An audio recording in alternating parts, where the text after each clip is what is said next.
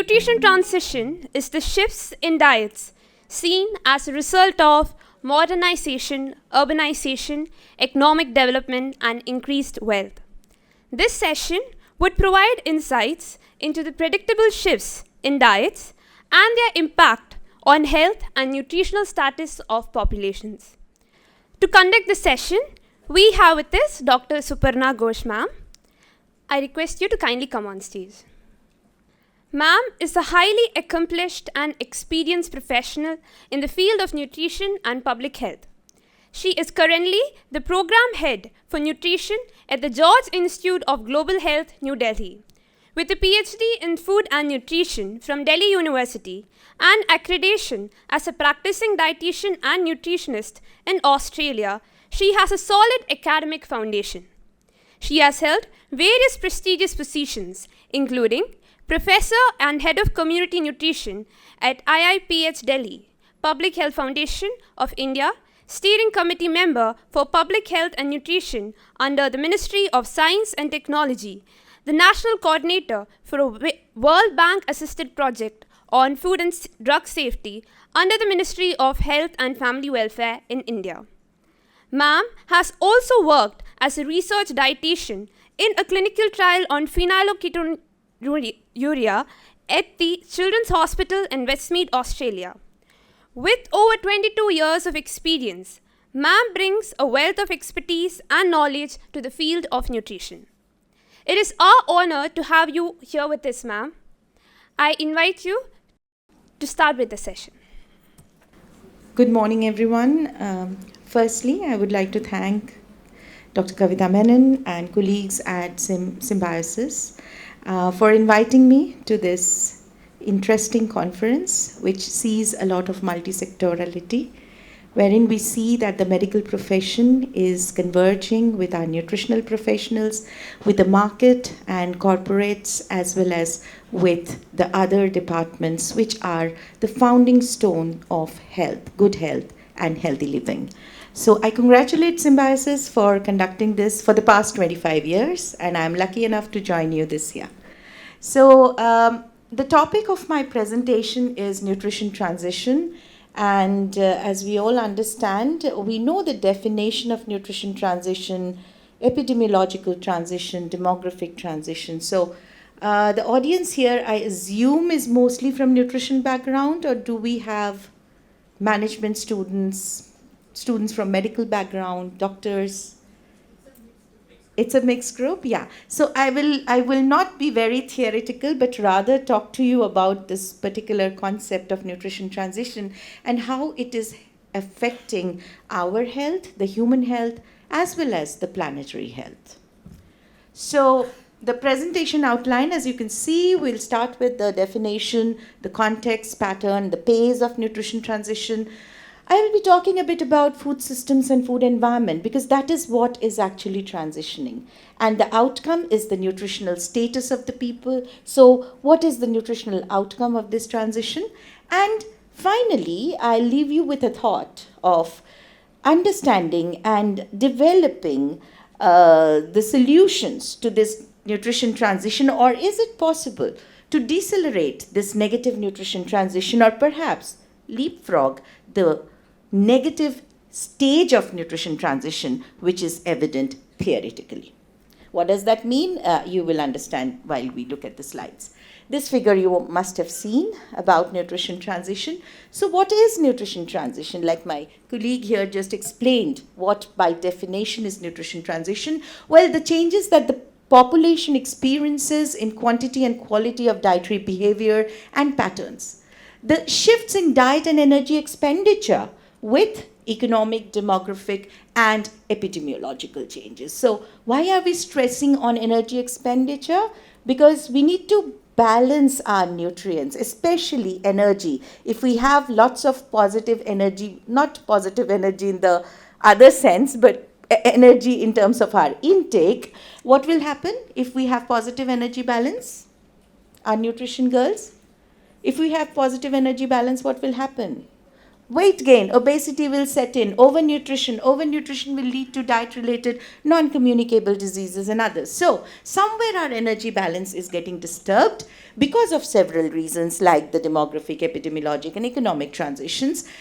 All these go hand in hand with other lifestyle-related factors like lack of physical activity, sedentarism, work and family environment, and general health and well-being of the community.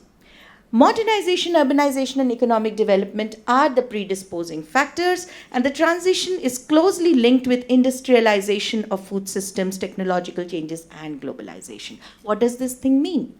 That means that, well, we have developed, but this development has come with a cost. We have sort of mechanized several things. We are producing processed food, which was so crucial to improve the shelf life of the food that we are processing. But what have we done with the technology? Perhaps we have gone one step beyond and have made our foods ultra processed, right? And what happens when we make our food ultra processed? That means we take out the natural ingredients from these products, and they are something which cannot be done in a kitchen, normal kitchen. We have mechanized, we have industrialized, we have used machines to prepare foods which are broken down to their constituents and are artificially formulated. Perhaps our body, our gut microbiome is not aware of those things, and it is hindering our normal physiological process. Rising consumption of ultra-processed food made from the processed ingredients extracted and refined from whole foods, undergoing a serial of industrial processing, is something which is making this nutrition transition really have a very bad effect on our health and our long-term health. And not only our health, what is happening to the planetary health? If we are processing food to that extent, we are using gallons of water to produce those foods and other things. So yes, we have to now think sensibly. We need to think about sustainable diets so that we all can survive in this planet for few more thousands and hundreds of years. So this figure is familiar to some of our nutrition students, right? I need to hear a yes, at least. Yeah, thank you. So yeah, this figure, but for the benefit of the other audience, I would like to share this figure, which was developed by Barry Popkin way back in 1990, and where they made a conceptual framework or a theoretical framework of the patterns of changes on nutrition transition. And what did they say?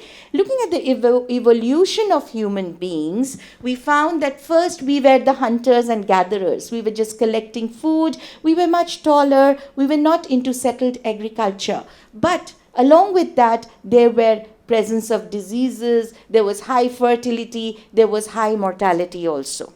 Then what happened was pattern 2, when we sort of started settling down, started producing our food, but also saw famine coming up. So there was insufficiency of food items. And then came the periods where in India we also talk about, which happened a little later, the Green Revolution, or the receding famine, which happened globally in different phases, in different countries, in different regions, wherein there was receding famine, but we were consuming minimally processed diets, labor-intensive work was happening, so we were not so sedentary, we had to produce our food, and still we're seeing problems of undernutrition. But the problem, the negative impact of the nutrition transition, which the entire globe is, especially the low middle income countries are experiencing or witnessing, is the pattern 4, wherein we are actually moving towards increased fat, sugar, sugary drinks, juices, shifts in technology of work and leisure, and sedentarism with high consumption of ultra-processed foods. Leading to what? Leading to the non-communicable diseases, obesity, hypertension, diabetes, and you name it, and it's there. And India is one of the low middle income country which is actually facing the consequence of pattern 4, where we are still facing famine in some of the corners, there is drought, there is food insecurity, while on the other end, we are seeing The country being the diabetes capital of the world, the country being known to have obese children. The CNNS data and all which I'm going to share is showing that obesity is on an increase in all the age groups. The risk factors of non-communicable diseases are setting in children. So yes, so we are transitioning from pattern 3 to 4, but it is quite rapid, wherein we are seeing pattern 3 and 4 coexisting. So, and then comes pattern 5, again a positive change which several of the Western countries have tried to adopt, is trying to adopt. They're talking about organic food, they're bringing back traditional foods to their plates, they're talking about millets being imported from other countries and superfoods as superfoods. So, all these good things that are happening in the Western countries, can we make it happen in India without facing the negative consequences of pattern 4? This is the food for thought for you. So many low middle income countries like India are rapidly moving for nutrition transition, from nutrition transition pattern 3 to 4, that is end of famine and overconsumption. And this increasing vulnerability of nutrition transition to all these low middle income countries is because of what? So a complex scenario with coexistence of multiple patterns within same country, region and community, and the transition is much, much faster in the vulnerable communities like the rural and the low income group. And what are the possible reasons? The possible reasons are infiltration of the cheaper, ultra processed foods into the rural and remote areas. Have you seen those small packets of chips and biscuits which are available in the poorest of the poor households? Because the commercial determinant of nutrition transition knows who to target, who to market the products, how to market the products, how to make them cost effective in market, use media to promote all these fancy aspirational foods. The perception of aspirational food is also being utilized very effectively to promote a very rapid nutrition transition in India. Aggressive advertising and marketing. Migration leading to shifts in dietary pattern. Anybody is working in the urban slums of the regions around Pune, and you know how the diets are shifting. People are working, they need convenience foods. We can't tell them to cook for 3 hours a day when the mother has to go out and work. What will she resort to? She will resort to cheap, convenient food. So in the name of convenience, perhaps we are promoting nutrition transition in our impoverished communities also. Set aside the high income groups who already have their refrigerators and pantries loaded with all those ultra processed, highly processed, packaged, aspirational and perhaps imported foods because of globalization, because of urbanization and so-called modernization. Relative food pricing, I've already told you. There are smaller packets for those who can afford that. There are larger packets and larger portion sizes of the multinationals who are selling products to us at a cheaper cost, but will say that we are giving you value for money for loads of sugar that you are consuming. Okay? And yeah, so these are the factors. So then what is food system? Can we address nutrition transition by looking at our food systems and food environment?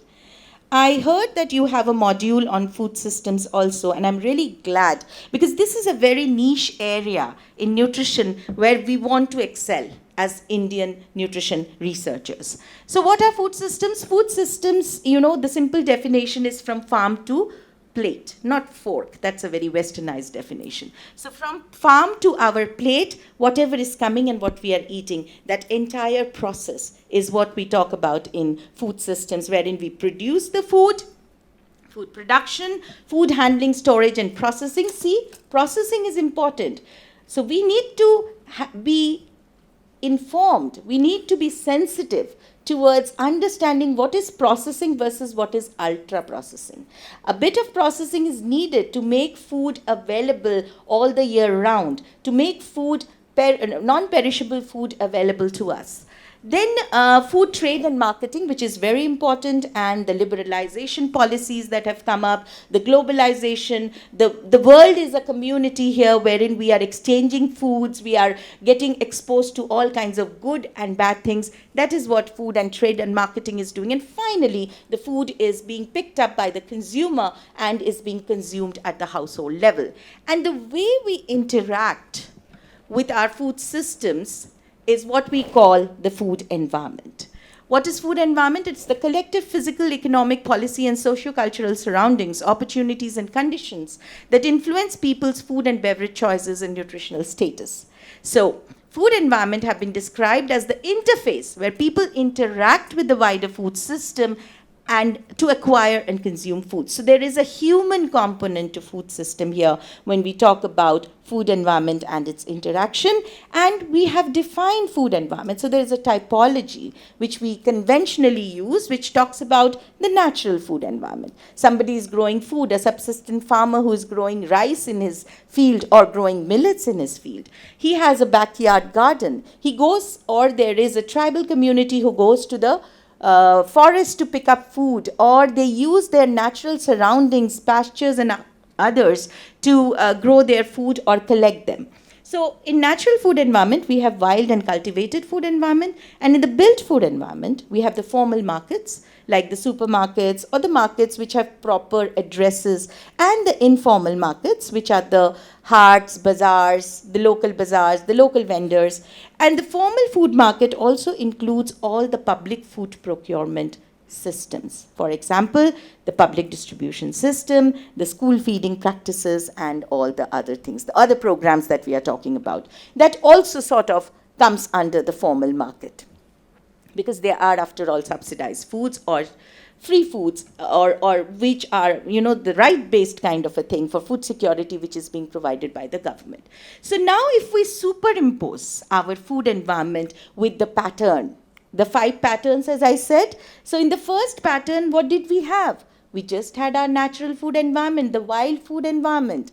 Then came the period when we moved to pattern 2, where, early agrarian subsistence societies developed and they had cultivated food environment. Still, markets were sort of very minimal or non-existent. And then came the pattern 3, where we had markets coming into picture along with natural food environments. And then with the developing peri-urban and urban societies like us who are staying in metros and all, we just have markets. Several of us are growing food now using hydroponic and other methods in urban areas also. But still, we depend majorly on the market food. And then comes pattern 5, where most of the Western societies are relying on their markets, the formal markets only. But what we want is the pattern 6, where we bring back the wild, cultivated, and the natural food environment along with our market food environment. That is the real balance we want to strike in order to address nutrition transition and its negative effects. So now, globally, what do you think? Do you think our diets are healthy and nutritious globally? Overall, we can see, look at the figures where we see the mortality rate attributable to diet and the number of deaths at the global level attributable to diet. So the numbers and the mortality rate. And if you see, all the top figures are diet high in sodium, diet low in whole grains, diet low in nuts and seeds, vegetables, seafoods. All these have an important thing to tell us, and that is, it is not consuming a balanced, healthy diet is a problem, rather than the lower ones, which are actually evolving. The foods that are high in sugar-sweetened beverages, diets which are high in processed meat, low in milk and red meat, or diets low in calcium. So if you look at the lower ones, that actually talks about certain foods which are ultra-processed. So that is growing. But what we have to take care and assure is that we are eating healthy to start with. Similarly, the environmental impact of food system, if we see animal foods, the yellow bars are the animal foods which are contributing to a lot of greenhouse gas emission. The staples are the next group which are having a lot of water footprints and all. And all these could be attributed to what? that we have sort of transitioned our food systems to monodiets. The high productive, high yield varieties of rice and wheat. We had several varieties of cereals, but that number has drastically reduced in the name of high yield. But what we have done is we have not taken care of our planetary health. Areas which used to grow wheat are growing rice because they are profitable, but they are reducing the water table in that region, and which is not good for our planetary health. There are calculations which can tell you, in a particular land, if you grow millet, what will be the water usage versus if you use the same land for growing wheat and rice. So, what is happening to the transitioning food systems of India? And this is what is happening, wherein we used to. So I'll start with the Green Revolution. And in the Green Revolution, definitely food security was the priority. We had to feed our population. We had to find out ways to feed our population. But somewhere we did some kind of a preference wherein we picked up high yield varieties. We used resources rampantly, and we sort of lost a lot of our resources, some of which has now led to the climate change that we are talking about and the other ill effects of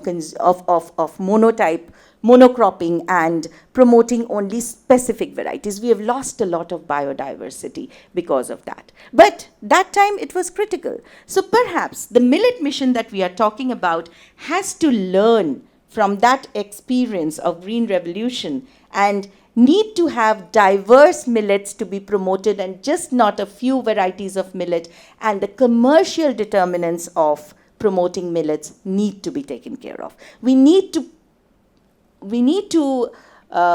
promote diversity in millet production. We should not forget about the small millets, the little millets, the variety of millets that are there, and just not go by promoting 2 or 3 varieties of millet. And the other thing is we have to use processing to make millets available in the plate of the farmer who is producing it, and not making a commercial product and selling it to the outer market. So it is very important to realize that what we produce is being consumed by our people for better health, and that is where we can make a difference and learn from Green Revolution and have a millet revolution in the country. So, and then comes the food systems. India is like, the growth rate is humongous. The food processing industry, especially the ultra-processing food industry, then the larger food chains and the supermarkets that we are seeing in the country. Nothing wrong. We need to develop. We can't just still continue to bring food from our forests and produce food. But we have to see the composition of these processed foods. So perhaps we can stop at the processing where the food is being made edible, the food is being made non-perishable, but there we stop. We don't add additives, preservatives, and other chemicals to make the food fancy, hyper palatable and profitable, and make a bad influence on the health of the people, health and nutritional status of the people who are consuming it. So if we look at the food systems again and the price inflation, so what has happened is, since we are processing and ultra processing our food, the food chain, if you see, the length of the food chain is increasing. So is the price volatility. So go local. That theme is very critical here. We have to be local. We have to promote our local foods, reduce our supply chain. And the moment we increase our supply chain, we need to be sensitive that during times like COVID and all, how things got hampered, So, but I work with the tribal communities, and there what I found that the shorter supply chain helped them to survive during the COVID, because they were producing their own food, consuming them, or selling them in the nearest market. So the prices of fruits and vegetables actually went down in some of the areas as compared to we people who are living in the urban areas and are totally dependent on longer supply chains.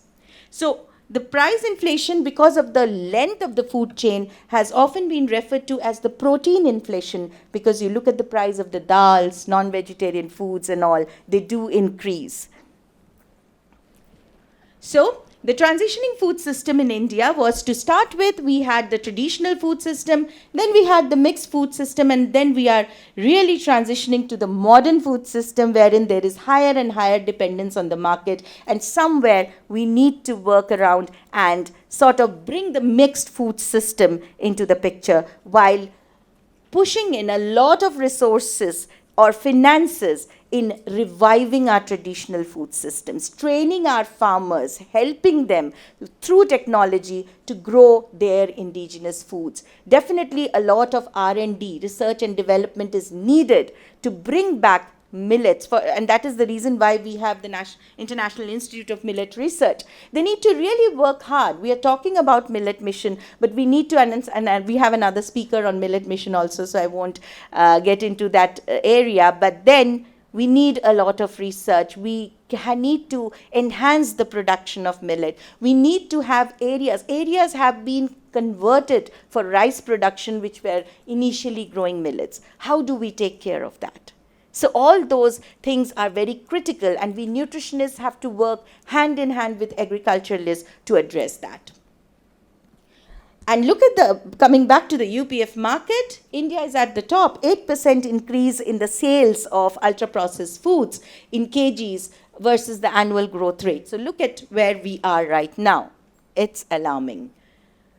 And if you are aware of the Eat Lancet recommendations, planetary diet and Eat Lancet, there is another discussion and argument about whether that kind of a diet is feasible at the cost which we are talking about. But still, if you see in India, for vegetables, fruits, legumes, and animal source proteins, the darker areas are the diets of the people which are falling short of this balanced diet.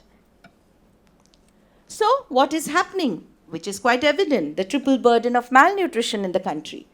What are we seeing? 1 in 5 women are underweight, while at the same time, 1 in 4 women are overweight and obese. 1 in every 2 women is anemic. So now, here I think it is very critical to understand what Professor Srikumar was talking about precision nutrition. And here, there is no one size fits all. We have had IFA supplementation for ages now. It's time to look at the individual causes of anemia in different states and amongst different groups. For example, we see hemoglobinopathies in some of the tribal groups in different parts of India. So we can't just give IFA supplementation and do deworming and say that it's working. Also, we need to work on our methods of estimation of biomarkers and finding out the actual cause of anemia in our population. The difference between the NFHS 5, where the anemia prevalence is shown to be really high, and during the same time when we did CNNS survey, where we used venipuncture samples and a much better robust method, we found lower prevalence of anemia.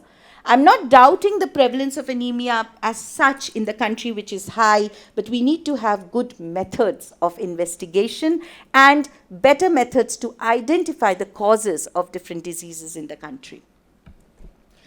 Again, men, they are also, 2 in 10 men are underweight, 1 in 10 men is overweight, 1 in 4 men is anemic. What about non-communicable diseases? And this is how the picture shows. Like, you look at the prevalence of blood glucose levels, the prevalence of high blood pressure and all. Everything in NFHS 5 is showing an increase. What is happening to children? Children have also started demonstrating dual burden of malnutrition. We are seeing coexistence of stunting with overweight. We are seeing coexistence of stunting and overweight in adolescents, in children in the 5 to 9 years of age. And adult diseases, we all know, start in childhood. In fact, it starts in the womb. So, what we are seeing now is 1 in 10 school children and adolescents are pre-diabetic, 1% of school children are diabetic, 7% have chronic kidney disease, 5% have hypertension, 3% of school children and 4% of adolescents have high cholesterol levels. So this is alarming. And we need to work. And what is it that is causing all these? Of course, the genetic programming and all are there, but the environment. The environment, especially the food environment and the lifestyle that we are following, has a lot to do with all these nutritional outcomes.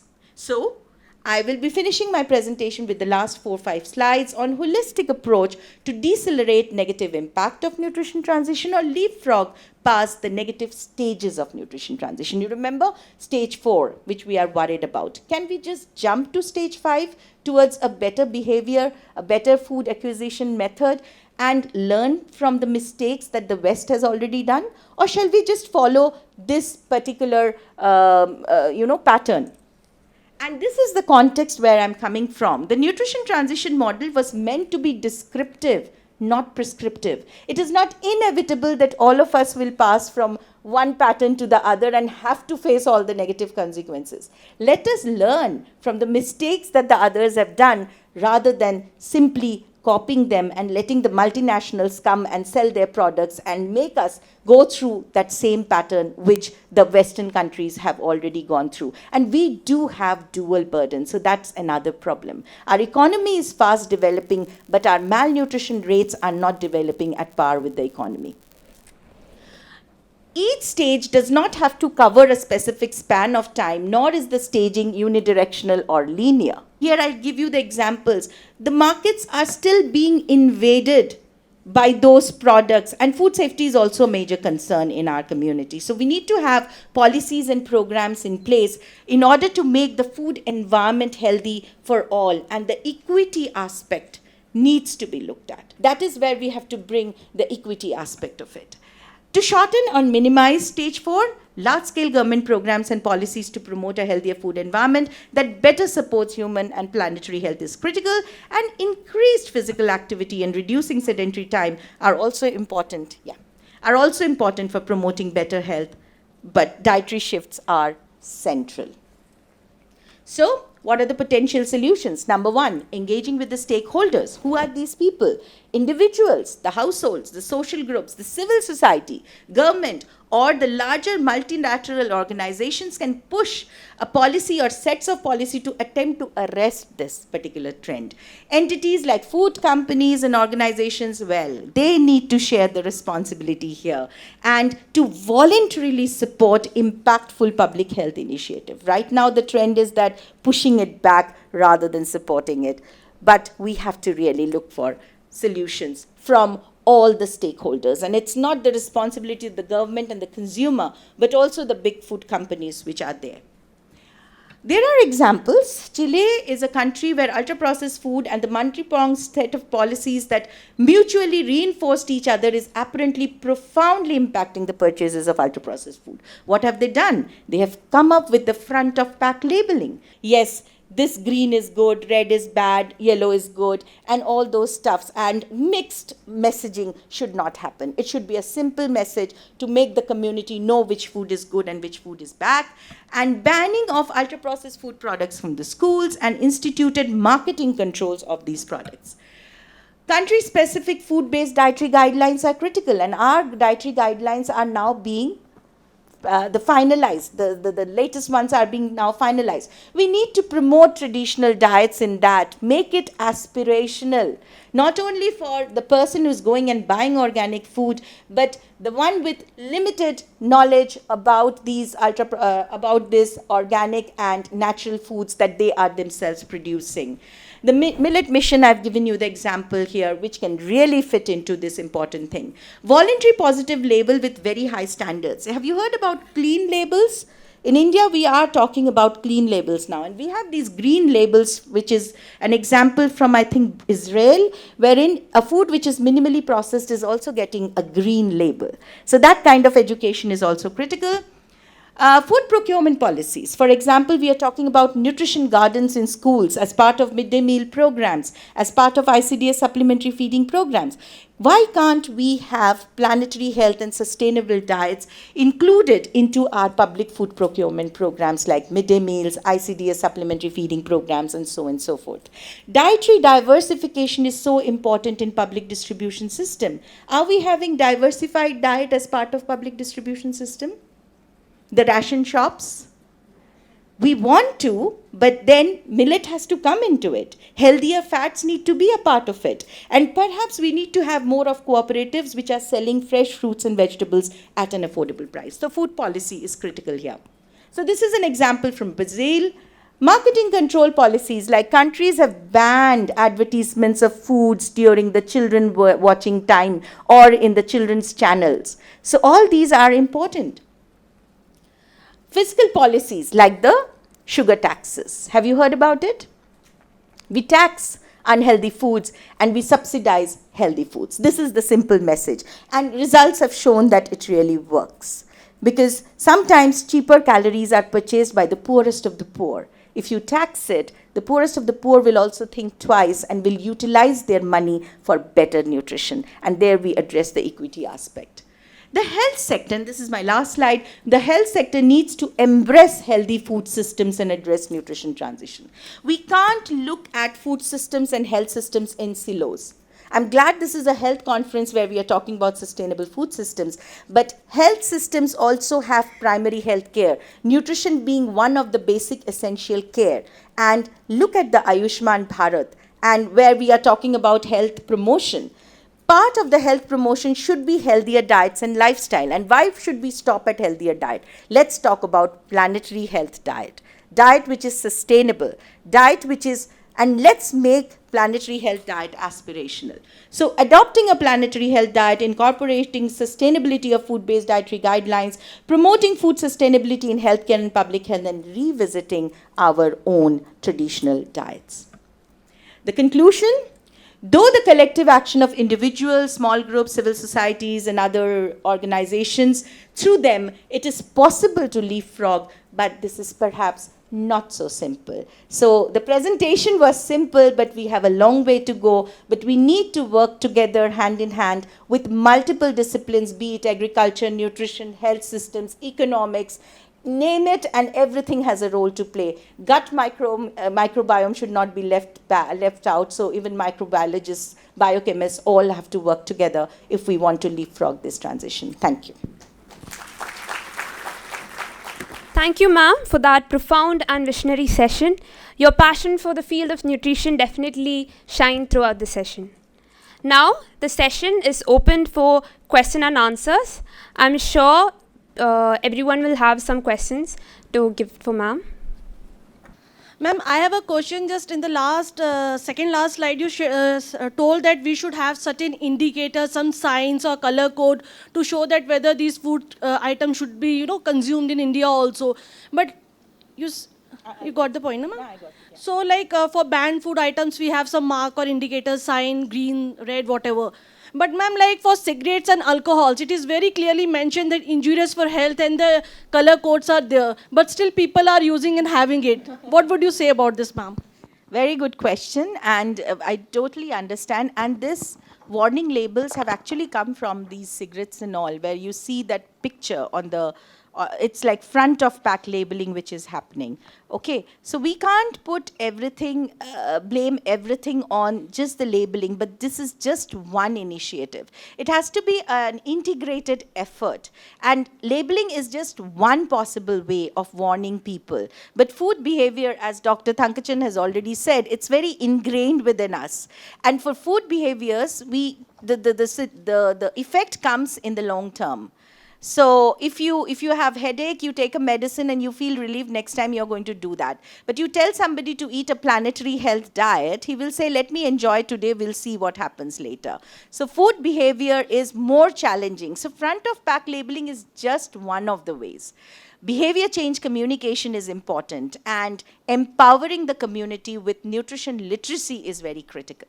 This is just a part of it. We know alcohol, we know cigarettes are bad, and we have tried to do several kinds of warning labels. You should talk to the health promotion people who have seen results out of them. You won't see 100% change, because these are all human behaviors, and human behaviors are just not dictated by books. There are much more to human behavior. And the color thing you said, it's the color coding or the warning label. So color coding says the sugar is less, so it's green, the fat is more. So that kind of interpretation is little difficult for an audience who is not used to even looking at labels. We have had labels for ages. Who reads it? And they're so small, back of pack label, nobody can read it also. So what we are talking about is the front of pack labeling, that immediately you get a feel that there is an issue with this food. That's it. Ma'am, but this holds good for the people who are educated. What Yes. about the people who are not educated, poor people, poor community, ma'am? How they will deal with this? Absolutely. And poor community is also educated with Sarva Siksha Abhiyan and all around us. But I won't say that all poor is uneducated, because there is something which is called a functional literacy. And functional literacy makes a person who is not even educated but to understand. So coming back to your point, we are talking about pictorial labels. That's why. So you have a salt shaker or a fat, and the moment the black dot is there, you say that, oh, it's high in fat. And the education has to go. You look at the iron deficiency control program. Did it happen overnight? No. We had to educate our community to eat fortified salt, and that is when we started seeing changes, and IDD program in India is considered as one of the success stories. So yeah, education has to go, but we have to make pictorial things so that it is easily comprehensible, but the education needs to go with these labeling. Thank you, ma'am. And one more question, ma'am. Yeah. Ma'am, like children of age 3 to 10 years, ma'am, they mostly prefer to have, packed foods, despite whether they are from, poor, rich, whatever community, but they prefer to have packed food, junk food, processed food. So how you can say the nutrition transition in this category, ma'am? So that is where the problem is. That is the market, that is what the market is doing, and that is why the policies are talking about banning these advertisements. There was a time when we used to see advertisements of breast milk substitutes. Do we see it now? It's banned. Similarly, we need to ban all these foods because these look aspirational, the small packet of chips. And they're not only aspirational, but they are addictive. They are hyper-palatable. They change the taste buds of the children. So, there is a revolution which is needed right now to bring back the traditional diets into the plates of those children and make our environment enabling, make our markets enabling. So that's what is needed. Thank you, ma'am. Thank you so much. Thank you, ma'am. Because there's a paucity in time, we can't ask more questions. We hope you all can connect with ma'am outside or later. To felicitate ma'am, I request Dr. Naina Nimkar, Director of Symbiosis School of Sports Sciences, Symbiosis International University, to come on to the dais.